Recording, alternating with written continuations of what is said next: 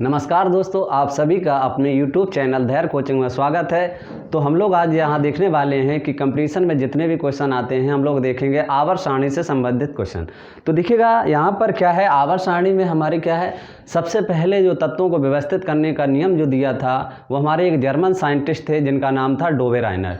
तो देखिएगा डोबे राइनर ने जो हमारे तत्व थे उनको व्यवस्थित क्रम में रखा, मतलब एक समूह में जो हमारे आएंगे तत्व वो समान गुण प्रदर्शित करेंगे। तो सबसे पहले जो प्रयास किया गया था वो डोबे राइनर के द्वारा किया गया था।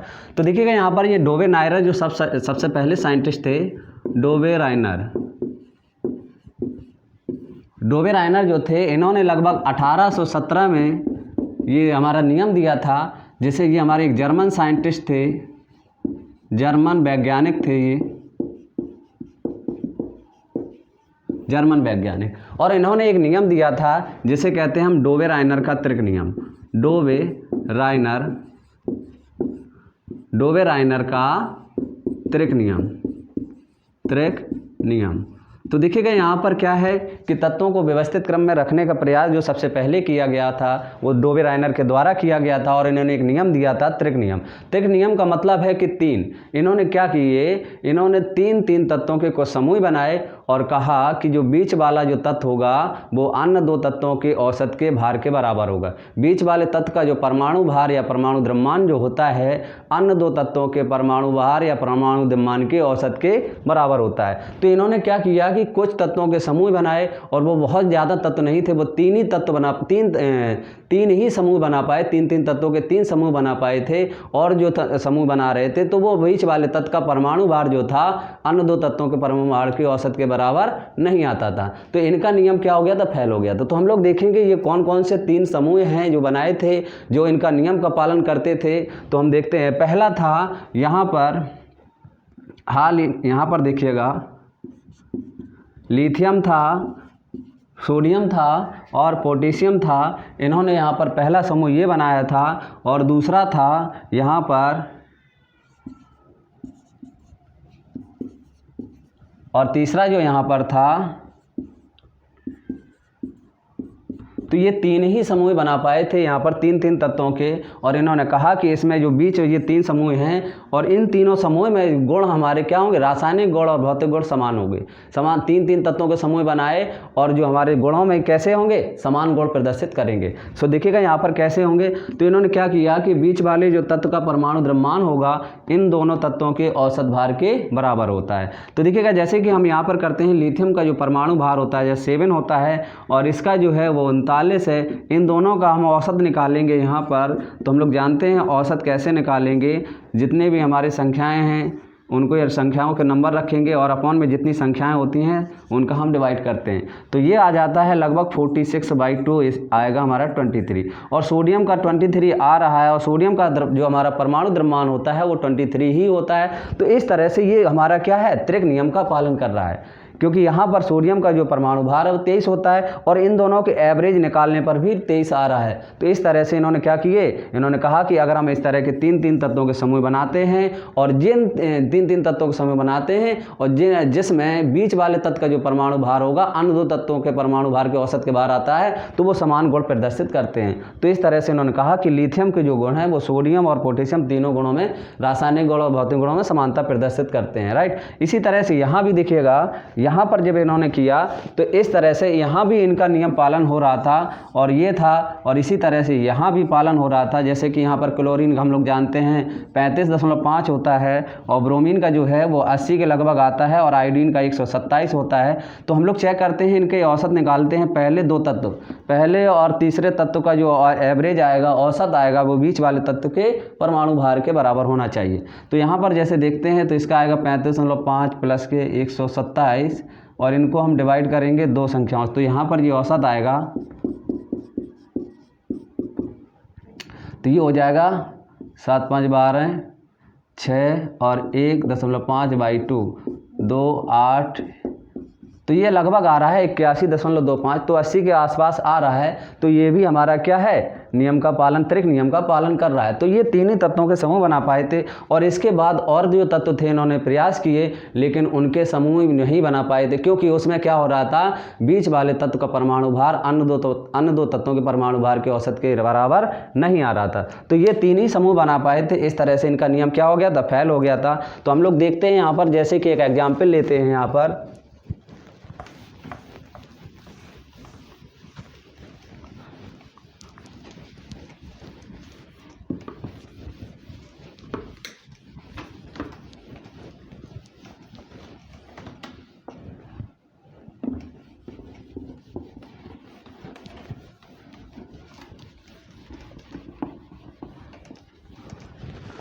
सो देखिए यहाँ पर क्या हो रहा था, यहाँ पर नाइट्रोजन इन्होंने लिया, फास्फोरस, आर्सेनिक। तो देखते हैं यहाँ पर आर्सेनिक का जो हमारा होता है वो 75 के लगभग होता है, नाइट्रोजन का जो परमाणु भार है वो 14 होता है, और इसका 31 होता है। तो देखते हैं इन दोनों पहले और तीसरे तत्व का जो हमारा एवरेज आएगा परमाणु भार का, क्या बीच वाले तत्व के एवरेज, बीच वाले तत्व के परमाणु भार के बराबर होता है। तो हम लोग यहाँ देखते हैं, जैसे 14 हो गया, 75 बटे के 2 करेंगे तो ये हो जाएगा 9, और ये हो जाएगा 7, 8, 5 4 9, 7 और 1 8 बटे के 2 करेंगे तो ये आ जाएगा 2 4 8, 2 चौको 8 और 2 पंचे, तो ये आ रहा है लगभग 44.5 के आ रहा है। तो देखिएगा यहाँ पर जो बीच वाले तत्व का परमाणु भार होता है, पोटेशियम का जो हमारा परमाणु भार होता है, फास्फोरस का, ये फास्फोरस है, फास्फोरस का जो परमाणु भार है वो 31 है। लेकिन यहाँ पर अन्य दो तत्व, पहले और तीसरे तत्व का जो एवरेज निकाल रहे हैं परमाणु भार का, तो वो 44.5 आ रहा है। तो ये हमारा त्रिक नियम का पालन नहीं कर रहा है। तो इन्होंने जो समूह बनाए थे वो लेकिन 3 ही समूह बने थे, और जो बाकी जो समूह थे नहीं बन रहे थे, इसलिए इनका नियम क्या हो गया था, फेल हो गया था, राइट। तो यहाँ पर हम लोग देखते हैं, तो इसके बाद जो हमारे साइंटिस्ट आए थे,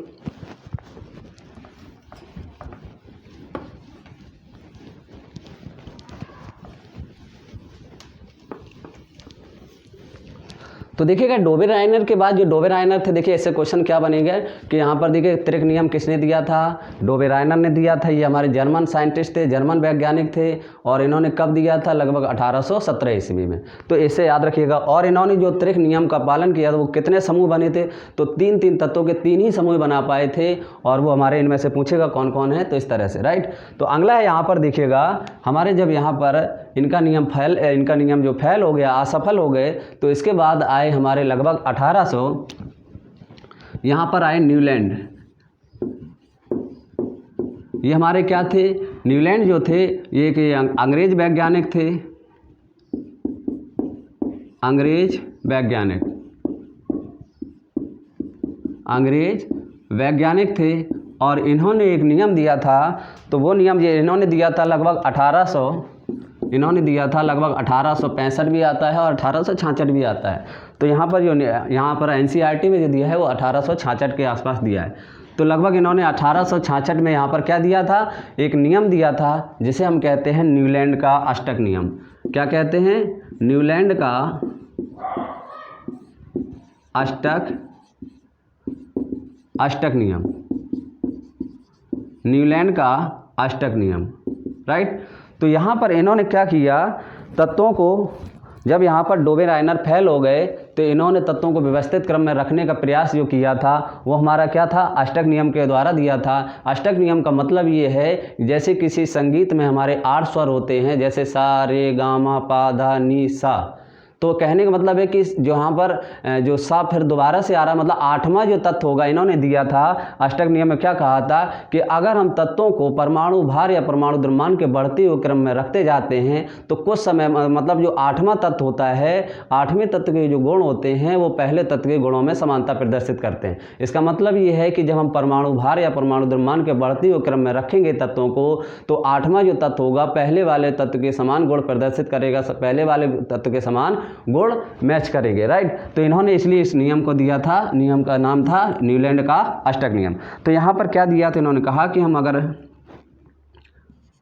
कहा कि हम परमाणु भार के तत्वों को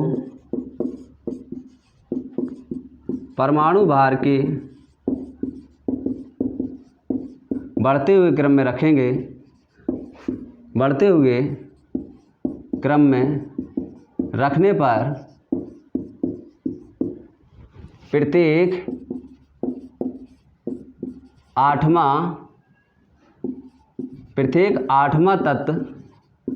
आठवें तत्व के गुण प्रथम तत्व के समान, प्रथम तत्व के गुणों में समान होंगे। तो देखिएगा इन्होंने क्या किया कि तत्वों को जब परमाणु भार या परमाणु द्रव्यमान के बढ़ते हुए क्रम में रखा और कहा कि क्या कहा कि जो प्रत्येक आठवां जो तत्व आएगा वो पहले तत्व के समान गुण मिलेंगे, राइट। तो यहाँ पर इन्होंने देखिएगा क्या किया, तत्वों को परमाणु भार के बढ़ते हुए क्रम में कैसे रखे।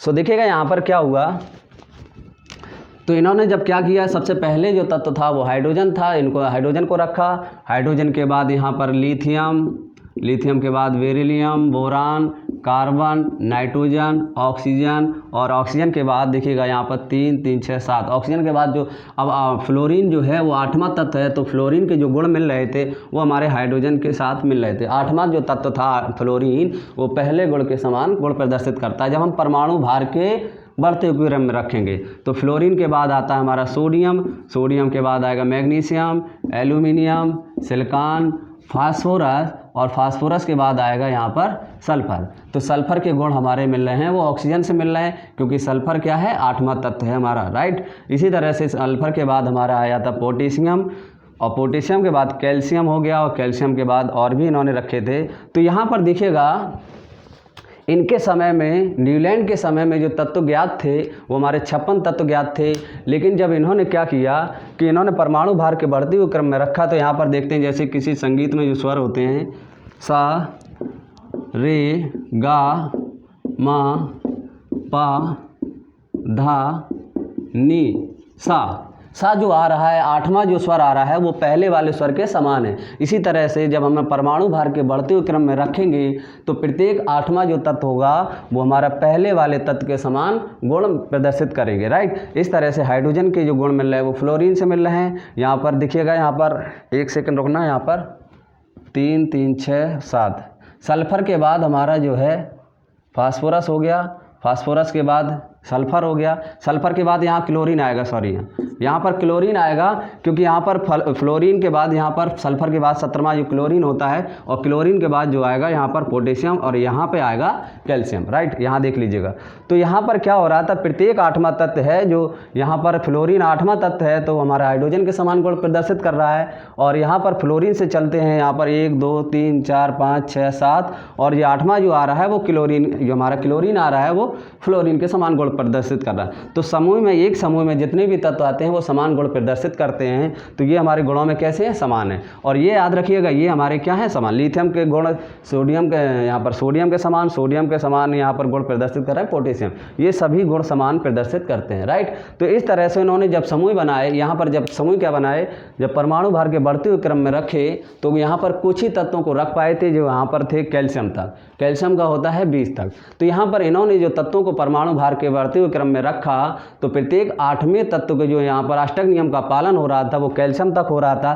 तो ये पूछा जाएगा कि न्यूलैंड की जो अष्टक नियम था वो किन तत्वों तक अष्टक नियम का पालन करता है, तो वो हमारा कैल्शियम तक है, याद रखिएगा, कैल्शियम तक ये हमारा न्यूलैंड का अष्टक नियम पालन करता है। और आगे जो तत्व रख रहे थे तो इस तरह से प्रत्येक आठवें तत्व के गुण जो थे पहले तत्व के समान गुण प्रदर्शित नहीं कर रहे थे, तो इसलिए इनका नियम जो पालन करता है वो कैल्शियम तक ही करता है, राइट। तो यहाँ पर क्या था, ये हमारा था न्यूलैंड का अष्टक नियम। और याद रखिएगा ये हमारे दिया था लगभग 1866 के लगभग, और ये हमारे अंग्रेज साइंटिस्ट थे, राइट। और इनके समय में जो तत्व ज्ञात थे वो 56 तत्व ज्ञात थे। तो हम लिख सकते हैं, यहाँ पर कह सकते हैं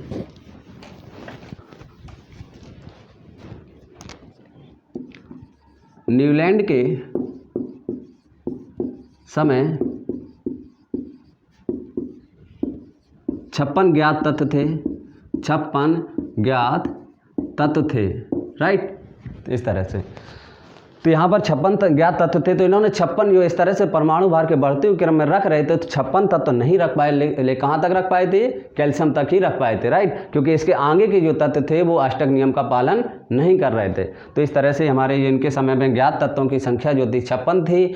और याद रखिए इनके तत्वों के यहाँ पर जब इनका नियम भी फेल हो गया था, न्यूलैंड का जो अष्टक नियम था वो फेल हो गया, क्योंकि ये भी हमारे तत्व सभी तत्वों को व्यवस्थित क्रम में जिस नियम से ये रखना चाहते थे, इन्होंने सभी तत्वों को व्यवस्थित क्रम में नहीं रख पाए अष्टक नियम के अनुसार, तो इनका नियम क्या हो गया, फेल हो गया। तो देखिएगा फेल होने का क्या था, इन्होंने 56 जो तत्व थे, 56 तत्वों को इस तरह से व्यवस्थित करके नहीं रख पाए, कैल्शियम तक ही रख पाए थे। और दूसरा ये इनकी कमी जो थी, यहाँ पर कमी ये थी, ये केवल हल्के तत्वों के लिए ही लागू हुआ था, इनका नियम जो था हल्के तत्वों के लिए ही लागू हुआ था। और याद रखिएगा कुछ तत्वों को इन्होंने क्या किया था, जैसे कि यहाँ पर इन्होंने फ्लोरीन और क्लोरीन के साथ साथ कोबाल्ट और निकेल दोनों को साथ साथ रख दिया था। और हम जानते हैं कोबाल्ट एक समूह में 2 तत्वों को नहीं रख सकते हैं, तो इस तरह से कुछ कमियाँ थीं। कोबाल्ट और निकेल के गुण अलग होते हैं और इन्होंने फ्लोरीन और क्लोरीन के साथ रखा था, इसलिए इनके कुछ कमियाँ थी, राइट। तो यहाँ पर याद रखिएगा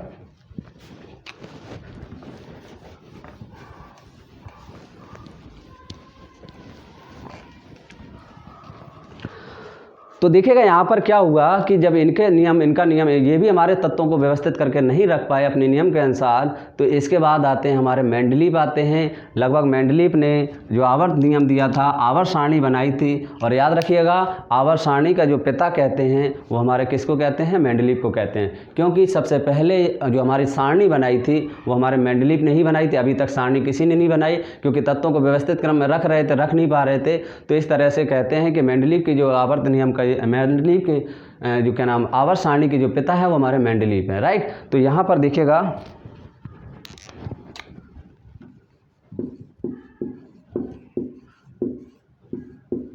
मेंडलीव का आवर्त नियम, इन्होंने एक नियम दिया था जिसे हम आवर्त नियम कहते हैं, मेंडलीव का आवर्त नियम। याद रखिएगा मेंडलीव ने जो नियम दिया था, यहाँ पर मैं सबसे पहले बता दूं,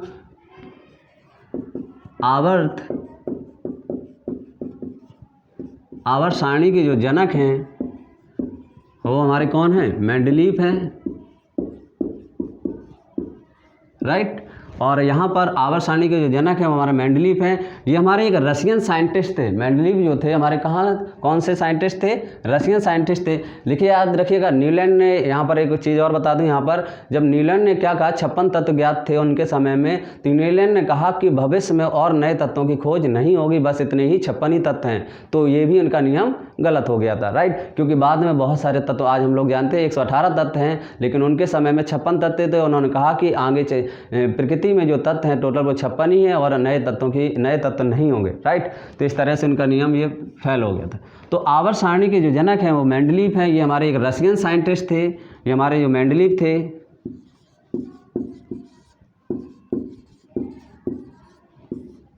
मेंडलीव एक रशियन साइंटिस्ट थे, रूस के साइंटिस्ट थे। इनका पूरा नाम है दिमित्री इवानोविच मेंडलीव। तो ये एक रशियन साइंटिस्ट थे। इन्होंने लगभग 1869 में ये आवर्त सारणी दिए थे, आवर्त नियम दिया था और आवर्त सारणी बनाई थी, राइट। तो यहाँ पर 1869 में बनाई थी। तो यहाँ पर मेंडलीव ने क्या किया, तो देखो यहाँ पर इन्होंने क्या किया, कुछ खड़े कॉलमों को काटा था। इन्होंने भी सबसे पहले पूछा जाता है कि तत्व जो हमारे मेंडलीव का आवर्त नियम है वो किसके आधार पर है, परमाणु भार के आधार पर या परमाणु क्रमांक के आधार पर या किस तरह।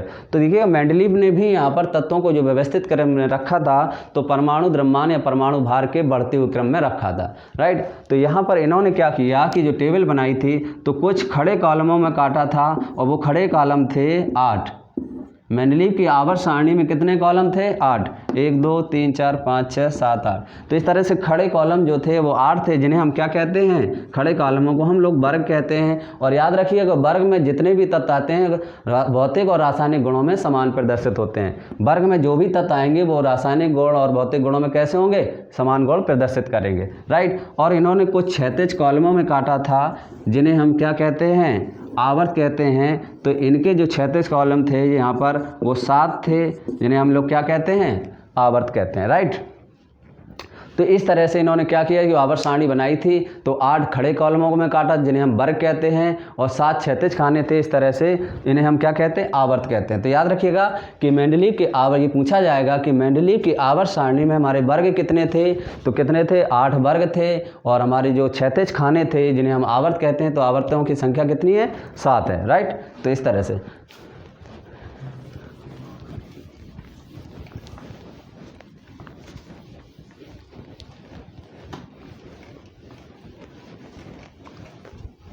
तो यहाँ पर मेंडलीव ने एक आवर्त नियम दिया था। मेंडलीव का आवर्त नियम। तो इस आवर्त नियम में इन्होंने क्या कहा कि तत्वों के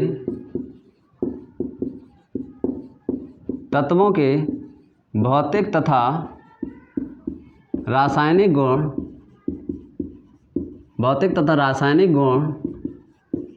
उनके परमाणु भार या परमाणु द्रव्यमान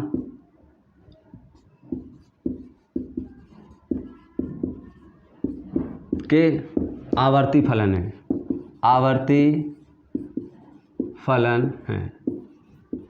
तो देखिएगा, इसका मतलब है कि तत्वों के भौतिक और रासायनिक गुण मिलेंगे, किसके आधार पर मिलेंगे, उनके परमाणु भार के बढ़ते हुए क्रम में रखने पर मिलेंगे। क्योंकि यहाँ पर कहा गया है कि जब हम परमाणु भार के बढ़ते हुए क्रम में रखते हैं तो कुछ समय अंतराल बाद समान गुण वाले तत्वों की पुनरावृत्ति होती है, पुनः से रिपीट होते हैं। तो इन्होंने भी क्या कहा कि इन्होंने किसके आधार पर रखी थी आवर्त सारणी, जो बनाई थी वो परमाणु भार के आधार पर आवर्त सारणी बनाई थी। राइट। तो यहाँ पर क्या थे, और याद रखिएगा इनके समय में जो तत्वों की संख्या थी वो 63 तत्व थे। न्यूलैंड के अष्टक नियम के समय में, जब न्यूलैंड ने अष्टक नियम दिया था तो उस समय 56 ज्ञात तत्व थे, लेकिन इनके समय में 63 तत्व थे। तो पूछा जाएगा कि मेंडलीव के आवर्त सारणी के समय ज्ञात तत्वों की संख्या कितनी थी, तो यहाँ पर 63 होंगे।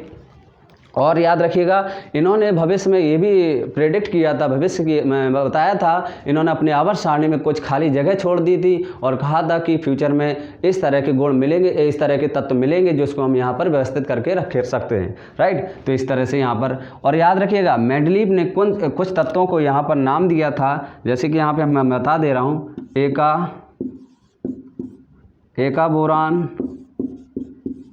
एका बोरान का जो मेंडलीव के द्वारा नाम दिया गया था, मेंडलीव ने ये नाम दिया था एका बोरान, और इनको बाद में इसका नाम बदल करके कर दिया गया था स्कैंडियम। स्कैंडियम का सिंबल ऐसे होता है, याद रखिएगा। तो ये मेंडलीव के द्वारा नाम दिए गए थे, इनका नाम दिया गया था मेंडलीव ने दिया था एका बोरान, उसको बाद में बदल करके क्या नाम कर दिया गया था, स्कैंडियम कर दिया गया। तो इनके जरूर लिख लीजिएगा। दूसरा था एका सिलिकॉन, और तीसरा था यहाँ पर एका सिलिकॉन के पहले होगा एका एल्यूमिनियम, और इसका नाम जो था वो हमारा गैलियम कर दिया था। यहाँ पर हम गैलियम,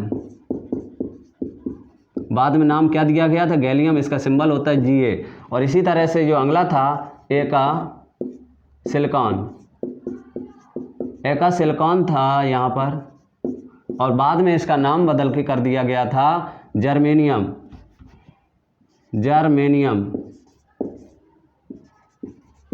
और इसका जो सिंबल होता है वो Ge होता है। तो इनको जरूर याद रखिएगा कि एका बोरान का बाद में नाम क्या हो गया था, स्कैंडियम हो गया था, और एका एल्यूमिनियम का नाम गैलियम हो गया था, और एका सिलिकॉन का नाम जर्मेनियम हो गया था। ये बाद में नाम बदले गए थे। राइट। तो इस तरह से हमारी क्या थी,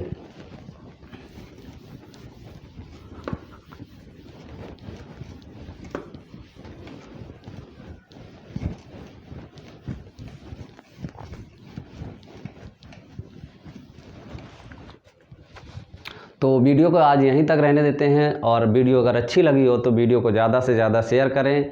चैनल को सब्सक्राइब नहीं किया हो तो चैनल को सब्सक्राइब कर लें। Thank you.